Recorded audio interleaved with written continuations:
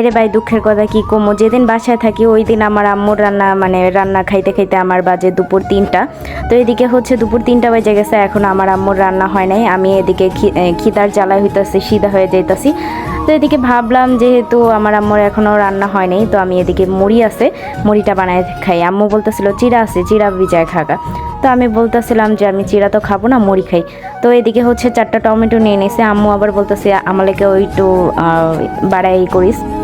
তো আমি বলতেছি ইস আমার রাইন্দেই দেয় না, তার উপর আমার থেকে আবার মুড়ি মাখা খেতে যায়। আসলে হচ্ছে আমার মুড়ি মাখাটা একটু মজা হয়, সো যার কারণে হচ্ছে আম্মু আমাকে বলে মুড়ি বানাইতে।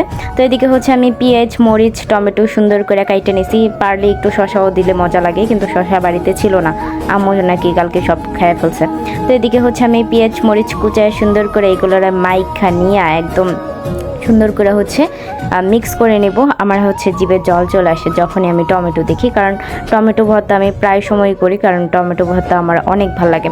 সো এদিকে হচ্ছে আমি টমেটোগুলো মাখায় আমার স্পেশাল যে মশলা থাকে, এই মশলাটা অনেক বেশি মজার। এটা আমি একটু স্পেশালভাবে বানাই নেই, সবার সাথে শেয়ার করব স্পেশাল মশলাটা অন্য একদিন। সো দেন হচ্ছে দিয়ে দিচ্ছি চানাচুর দেন হচ্ছে ভালো করে একটু অল্প করেই মাখাইতেছিলাম, যেহেতু চানাচুর একটাই ছিল, অল্প ছিল চানাচুর। তো দোকানও খোলা ছিল না যে দোকান থেকে আইনা নিব। সো এদিকে হচ্ছে অল্প করেই মুড়ি দিয়ে দিছিলাম। আর আমার মুড়ি মাখাটা একটু বেশি মজা হয়, সো যার কারণে হচ্ছে যখনই মুড়ি মাখা বানাই আমার থেকে বেশি আমার বাড়ির লোকজনই খেয়ে ফেলে, ঠিক আছে। তো এদিকে হচ্ছে আমি সুন্দর করে মুড়িগুলারে মিক্স করে নিতেছিলাম।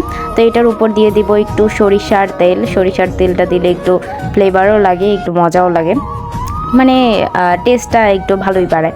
তো এদিকে হচ্ছে আমি সুন্দর করে সব কিছু দিয়া মিক্স কইরা একদম হচ্ছে নিয়ে নিছি। তো এদিকে হচ্ছে আমি মিক্স করে চিন্তা করতেছিলাম যে খাবো।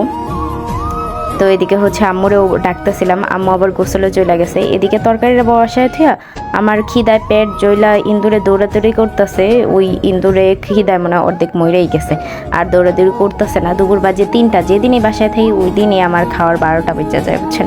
তো এদিকে হচ্ছে আমি সুন্দর করে সব কিছু মাখায় নিয়ে নিছি, এখন খাইতেছিলাম। তো খাওয়াটা মোটামুটি ভালোই ছিল, আমার থেকে ভালোই লাগতেছিল। তো এদিকে হচ্ছে আমি অল্প একটু খাইয়া, যেহেতু অল্পই বানাইছিলাম, তো অল্প একটু খাইয়া হচ্ছে আমার জন্য রাইখা দিছি।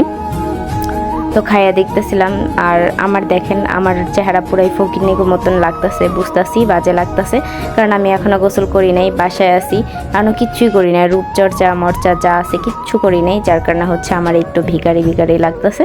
So don't mind. এই ছিল আমার বাসার দশা, যেদিন আমি বাসায় থাকি ওই দিন আমার খাওয়ার অবস্থা